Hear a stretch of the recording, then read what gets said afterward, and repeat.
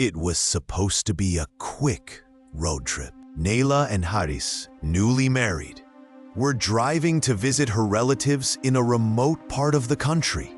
The GPS led them through narrow, twisting roads that seemed to vanish into endless forests. By the time they realized they had no signal, the sun was already sinking. As darkness crept in, the car coughed, sputtered, and died. Haris cursed under his breath, tried the ignition again. Nothing. The forest around them was deathly quiet, save for the whisper of the wind. "What now?" Naila asked, clutching her shawl as the cold seeped in. Haris spotted a faint light deeper in the trees. "A house," he said. "Come on, someone can help." They walked for what felt like hours before reaching it. A large, old structure, standing alone in the clearing. Its walls were blackened with age, windows tall and narrow, glowing faintly from within. But something was wrong. The house had no doors. Not a single one. "How do we get in?" Naila whispered, unease crawling up her spine. Haris circled the building, finding only walls, windows, and carvings etched into the stone. Symbols that looked like twisted faces. Then, without warning, the nearest window creaked open by itself. "I guess that's an invitation," Haris joked weakly. He climbed inside, then helped Naila through. The moment they were in, the window slammed shut. They turned. Every other window was sealed tight. The house had swallowed them whole. Inside, the air was heavy and damp, carrying a metallic stench.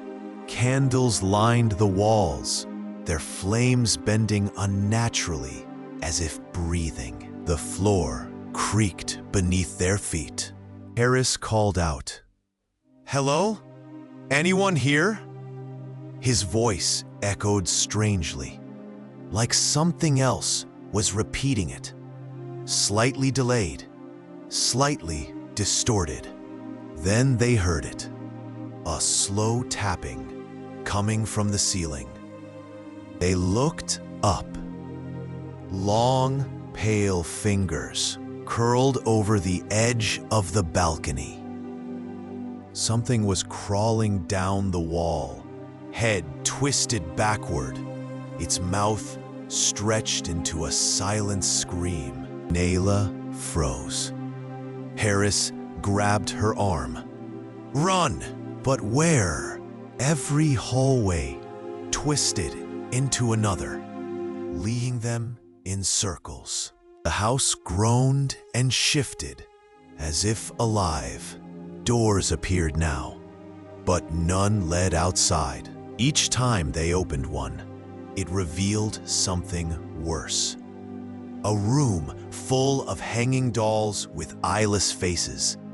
A dining table set for two, with food crawling with maggots. A mirror reflecting someone else standing behind them. A man grinning with no eyes, teeth sharp as knives. Naila sobbed, clutching Haris. "Please, let's find a way out." Then they saw the staircase. It led downward into darkness, and from below came whispers. Hundreds of voices speaking in unison. "Stay. Forever." Haris hesitated, but the walls were closing in, the ceiling pressing lower. They had no choice but to go down. The steps groaned as they descended into the cold blackness. At the bottom, there were no walls, no floor, just an endless pit. And standing at its edge, a figure with a stitched mouth, holding a lantern. It raised its hand slowly, pointing at them. And then the lights went out.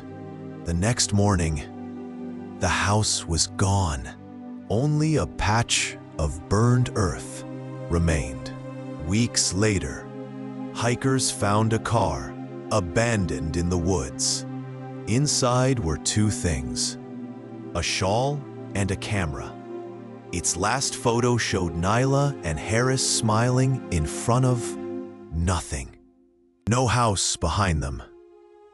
Some say the house appears to those who get lost, but it has no doors, only windows that open when it wants to let you in. And once you enter, you never leave.